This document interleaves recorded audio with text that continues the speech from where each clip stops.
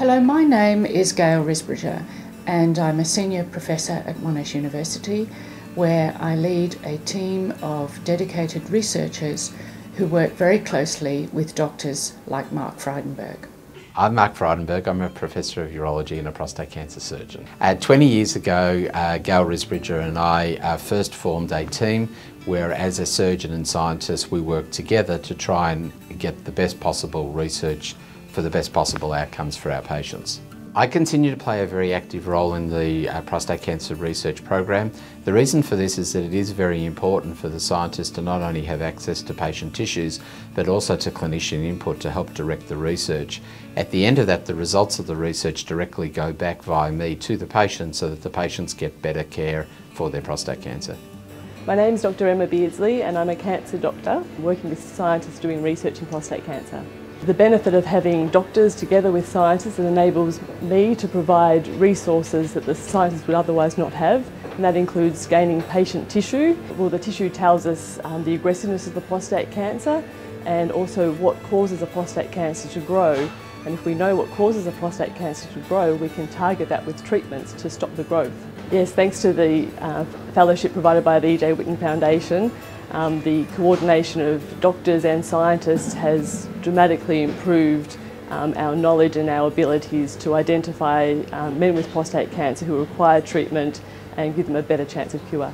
I'm Dr. Renee Taylor and I work at Monash University. We take prostate cancer tissues from patients, we bring them into the laboratory and we try and identify which are the parts of that cancer that are important in terms of finding a new cure. So the E.J. Whitten Fellowship allows Emma, one of the very top specialists, to come in and spend some time in our laboratory and inform us about the most important clinical questions so that we can address them in the laboratory and feed the information back to her so that she can help treat her patients in a more efficient way.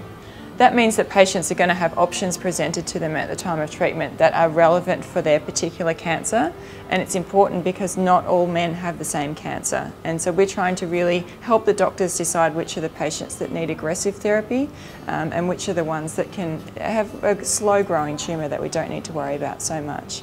My name's Dr. Melissa Papagiris. My job involves collecting patient tissue from patients who are having a radical prostatectomy procedure. I love my job because it enables me to interact with patients and their families, to speak to them about what we're doing in the lab and to take it to a personal level rather than just being at a lab bench. My patients really enjoy the sense of giving back to the research community because what they're going through is something that they never want to see another person have to go through, especially most of them have sons and they don't want their sons to have to go through what they're going through. So they really hope that by enabling our research and by providing us with the tissue specimens that they can, it means that in 10 years' time that their sons won't be faced with the same problems that they are today. My name's Michelle Richards and I'm a research assistant here in Gail's lab, and when Melissa brings the tissues to the laboratory I dissect them out and grow them up. The purpose of that is that we can do different treatments on individual patients' tissues. So the work I do would directly inform Emma so that she can use that information to treat her patients and give them the better possible outcome. So my name's Dr. Sarah Wilkinson. My job is to communicate the science we do to other doctors in the field and also to the patients. When we get tissue from patients, it's all systems go in the lab. So we have a number of people who slice up the tissue and the tissue is then delegated to a number of different studies which can look at a range of different things all from the one patient. I'm really passionate about communicating the great work that's done in this lab to patients, for example, and also the general public. I think it's really exciting to be able to tell them what we're doing to try and help them and move the field forward, and I feel really happy to be able to do that.